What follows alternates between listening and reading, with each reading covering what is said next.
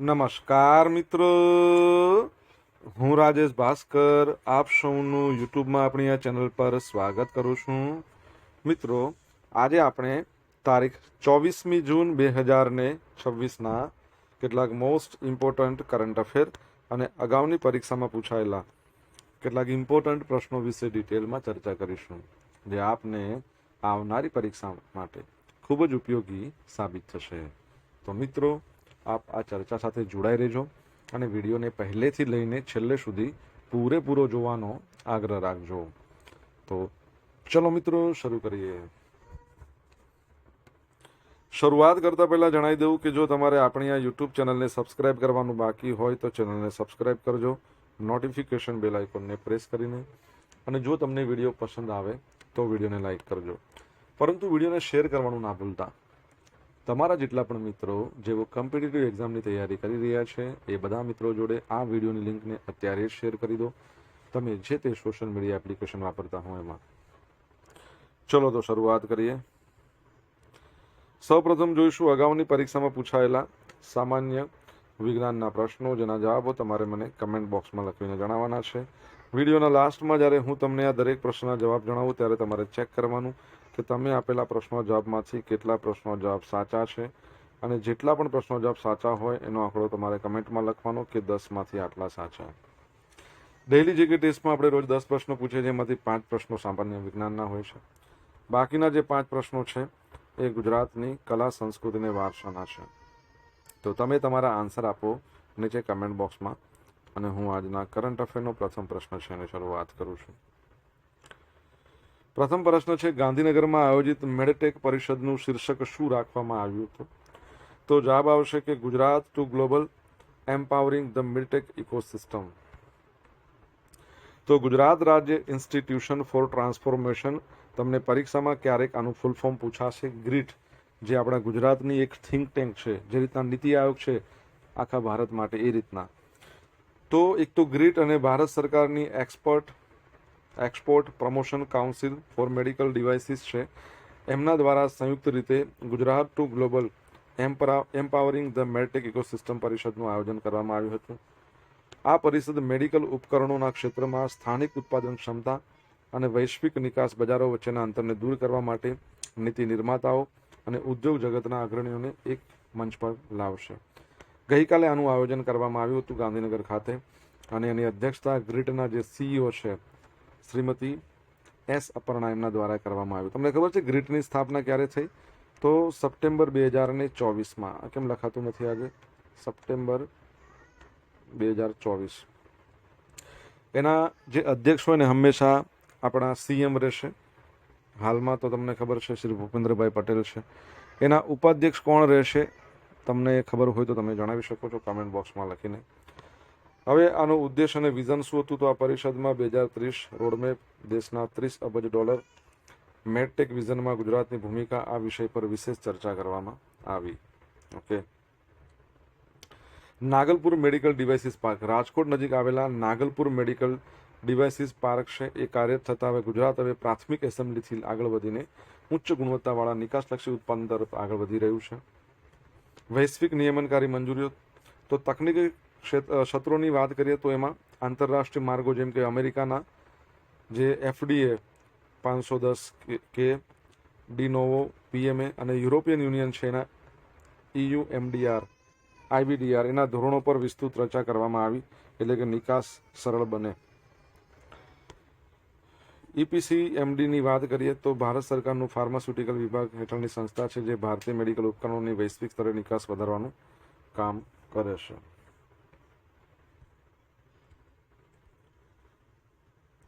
દર વર્ષે પાસપોર્ટ સેવા દિવસ ક્યારે ઉજવવામાં આવે છે?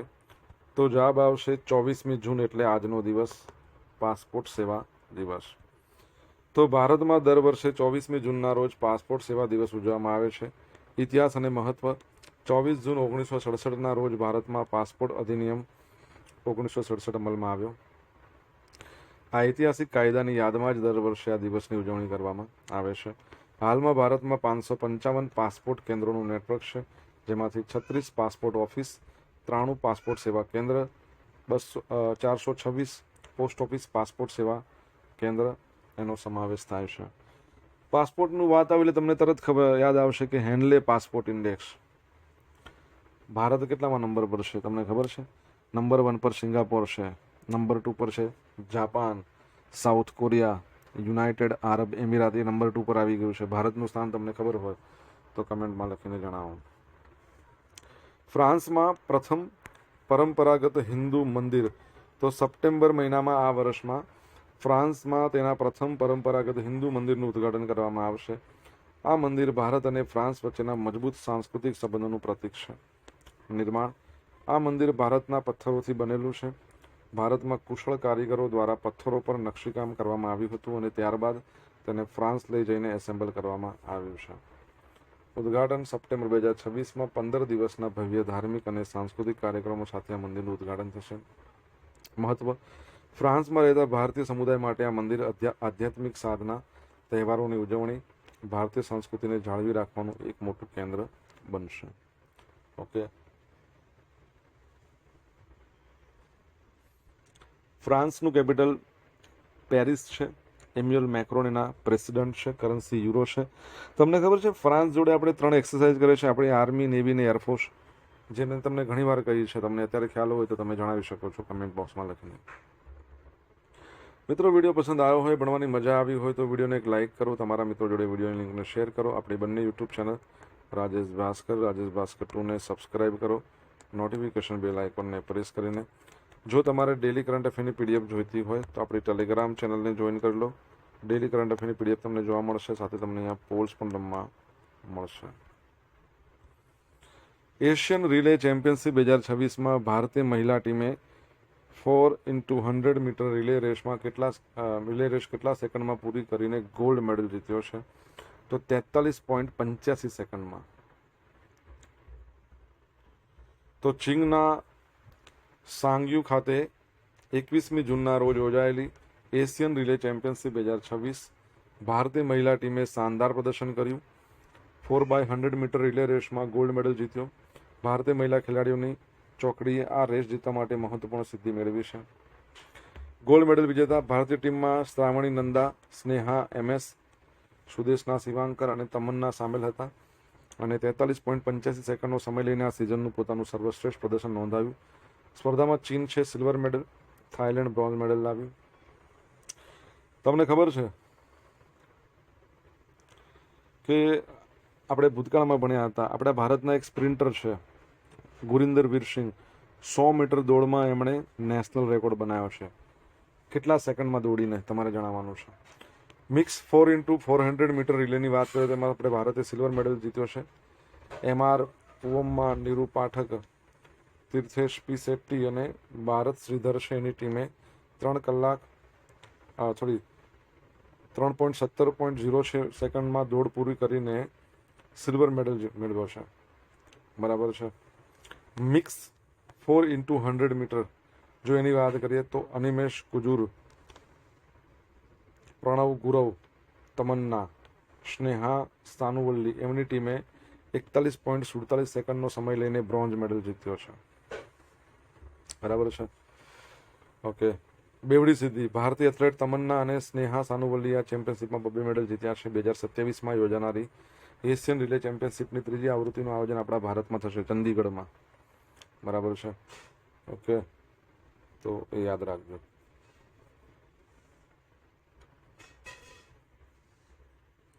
જૂન 2026માં ભારત દ્વારા માન્યતા પ્રાપ્ત પ્રથમ સ્વદેશી HPV ટેસ્ટનું નામ શું છે? તો ટ્રુનેટ HR HPV+. તો ભારતે સર્વાઇકલ કેન્સર એટલે કે ગર્ભાશયના મુખના કેન્સરના સ્ક્રીનિંગ માટે ગોવાની મોલ્બિયો ડાયગ્નોસ્ટિક કંપની સાથે વિકસાવવામાં આવેલી દેશની પ્રથમ સ્વદેશી ટેસ્ટ શું છે? એનું નામ ટ્રુનેટ HR HPV+. એનું સફળતાપૂર્વક મૂલ્યાંકન કર્યું છે. આ ટેસ્ટ હાઈ રિસ્ક ધરાવતા 8 પ્રકારના હ્યુમન પેપિલોમા વાયરસની ઓળખ કરી શકે છે અને આશરે 95% સર્વાઇકલ કેન્સર માટે જે જવાબદાર હોય છે. તમને ખ્યાલ હોય તો ભૂતકાળમાં આપણે ભણ્યા હતા, જે પરીક્ષામાં પણ પૂછાયું હતું, આપણા વડાપ્રધાન નરેન્દ્ર મોદીએ રાષ્ટ્રવ્યાપી સર્વાઇકલ કેન્સરનું વેક્સિન જે છોકરીઓ, કિશોરીઓ એમણે 15મો જન્મદિવસ ના મનાવ્યો હોય, 14 વર્ષ થઈ ગયા હોય, 14મો જન્મદિવસ મનાવ્યો હોય, એમના માટે ફ્રીમાં આપવામાં આવી. તેની શરૂઆત વડાપ્રધાન મોદીએ ક્યાંથી કરી તમારે જણાવવાનું છે. પદ્ધતિ: આ એક પોઈન્ટ ઓફ કેર ટેસ્ટ છે, એટલે કે સેન્ટ્રલ લેબોરેટરીના બદલે દર્દી નજીકની ઝડપી તપાસ કરી શકાય છે. દર્દી નજીક જ સ્થિતિ. ભારતમાં દર વર્ષે સર્વાઇકલ કેન્સરના આશરે 1,27,000 નવા કેસ નોંધાય છે. 80,000 મહિલાઓના મોત થાય છે. આ ટેસ્ટ રાષ્ટ્રીય સ્તરે 30 વર્ષથી વધુ ઉંમરની મહિલાઓના સ્ક્રીનિંગમાં મદદરૂપ બનશે. ઓકે. યુનાઇટેડ કિંગડમના વડાપ્રધાન કીર સ્ટારમરનું રાજીનામું. તમે જોશો તો 10 વર્ષની અંદર 6 પ્રાઇમ મિનિસ્ટર બદલાઈ ગયા, રાજીનામું આપી દીધું છે યુકેમાં. તો બ્રિટનના વડાપ્રધાન કીર સ્ટારમરે સત્તા સંભાળ્યાના માત્ર 2 વર્ષની અંદર જ પોતાના પદ પરથી રાજીનામું આપવાની જાહેરાત કરી છે. 2024માં લેબર પાર્ટીને પ્રચંડ ઐતિહાસિક બહુમતી અપાવ્યા બાદ પક્ષની અંદર વધતા આંતરિક મતભેદો, રાજકીય દબાણ, એના કારણે તેમણે આ આકરો નિર્ણય લીધો છે. 2024ની સામાન્ય ચૂંટણીમાં 14 વર્ષ શાસન કરનાર કન્ઝર્વેટિવ પાર્ટીને હરાવી કીર સ્ટારમર સત્તા પર આવ્યા. જો કે આર્થિક સમસ્યાઓ, જાહેર સેવાઓ, એના મુદ્દે પક્ષની અંદર ભારે અસંતોષ ઊભો થયો હતો. જ્યાં સુધી લેબર પાર્ટી પોતાના નવા નેતાની પસંદગી ન કરે ત્યાં સુધી કીર સ્ટારમર કાર્યવાહક વડાપ્રધાન તરીકે દેશની કમાન સંભાળશે. યુકેની વાત છે. તમને ખબર છે કે બ્રિટનના રાજા કોણ છે હાલમાં? ખબર હોય તો કમેન્ટમાં લખીને જણાવો. સોશિયલ મીડિયાના માધ્યમથી મારી સાથે તમે કનેક્ટ રહી શકો છો. ઇન્સ્ટા આઈડી આપણું rajesh.i.bhaskar છે, બરાબર. ઇન્સ્ટા આઈડી છે rajesh.i.bhaskar, ફેસબુક આઈડી છે RI ભાસ્કર અને ટેલિગ્રામ ચેનલ આપણી રાજેશ ભાસ્કર, જ્યાં તમને ડેલી કરંટ અફેરની પીડીએફ મળશે અને તમને પોલ્સ પણ રમવા મળશે. જો ભણવાની મજા આવી હોય તો વિડીયોને લાઇક કરી દો, તમારા મિત્રો જોડે વિડીયોની લિંકને શેર કરો, ચેનલ સબસ્ક્રાઇબ કરવાની બાકી હોય તો સબસ્ક્રાઇબ કરો, નોટિફિકેશન બેલ આઇકોનને પ્રેસ કરીને. ફિઝિક્સ એટલે કે ભૌતિક શાસ્ત્ર. તો ફિઝિક્સ ક્ષેત્રે વર્ષ 2026નો પ્રતિષ્ઠિત વુલ્ફ પ્રાઇઝ મેળવનાર પ્રથમ ભારતીય મૂળના વૈજ્ઞાનિક કોણ છે? તો જૈનેન્દ્ર કે જૈન.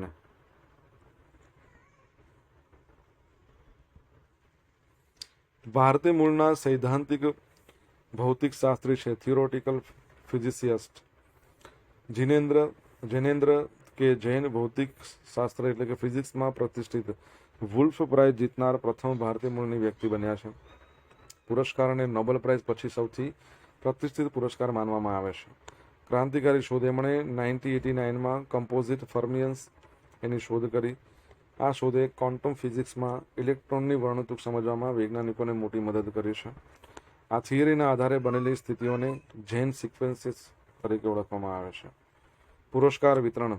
ઇઝરાયલના રાષ્ટ્રપતિ આઇઝેક હર્ઝોગ દ્વારા જેરુસલેમમાં એક ભવ્ય સમારોહમાં તેમને આ એવોર્ડ એનાયત કરવામાં આવ્યો હતો, જે 1978માં આ એવોર્ડની શરૂઆત થયા પછી ફિઝિક્સમાં એવોર્ડ મેળવનાર તેઓ પ્રથમ ભારતીય મૂળના ભૌતિકશાસ્ત્રી છે.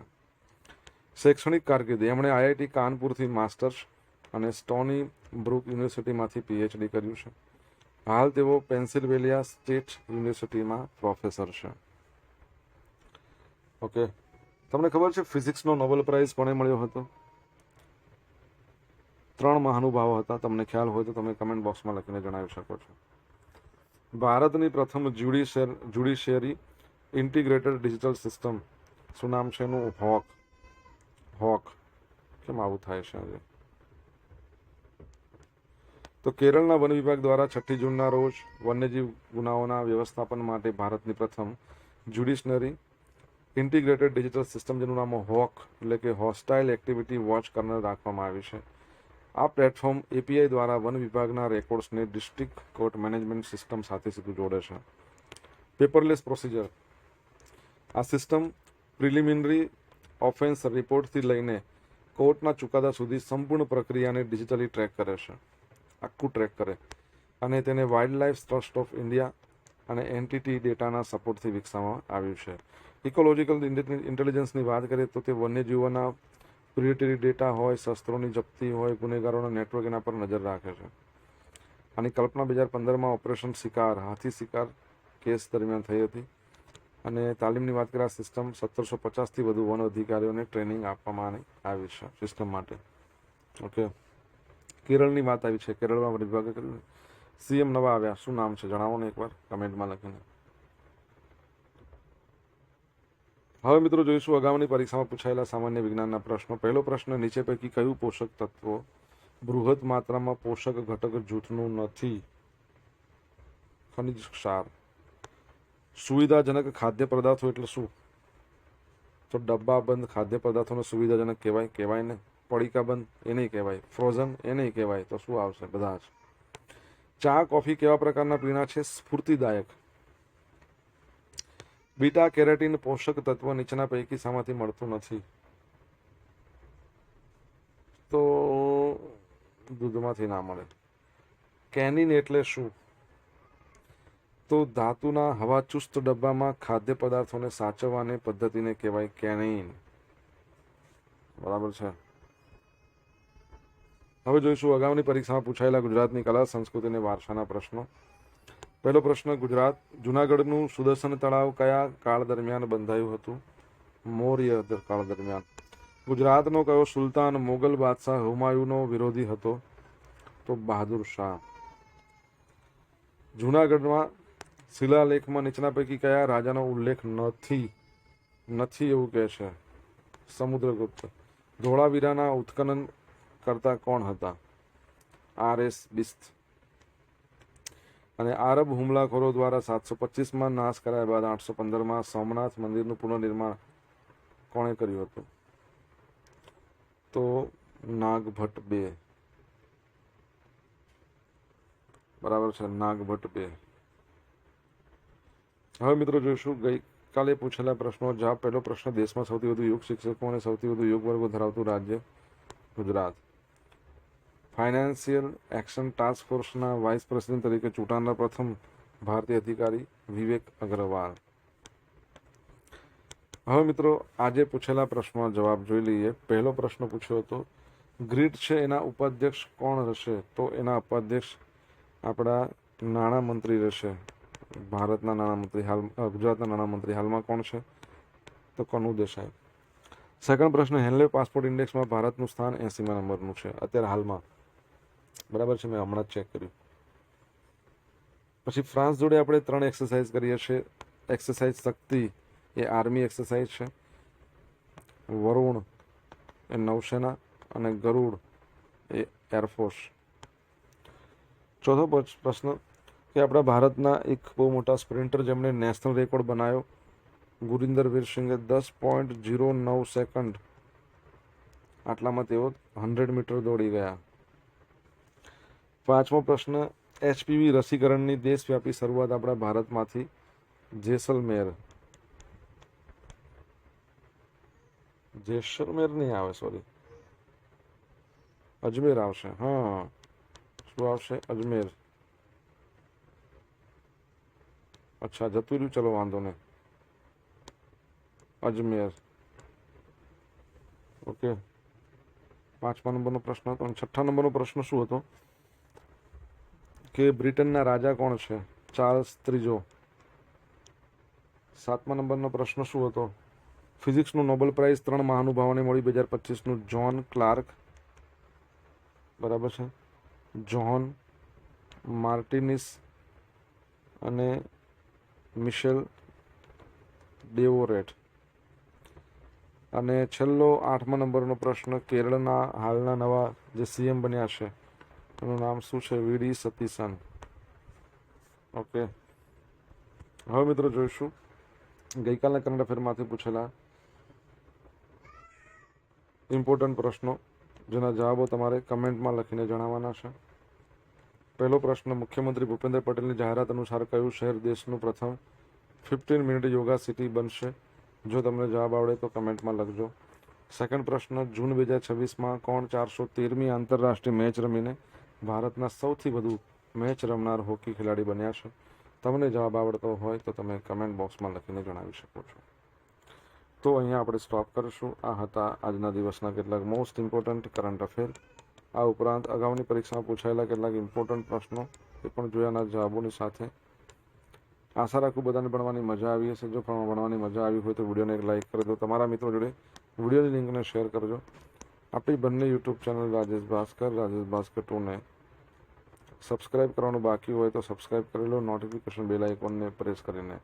અને તમારા અભિપ્રાયો જે પણ હોય એ કમેન્ટ બોક્સમાં લખીને જણાવજો. તો મિત્રો thank you so much for watching this video. Have a nice day.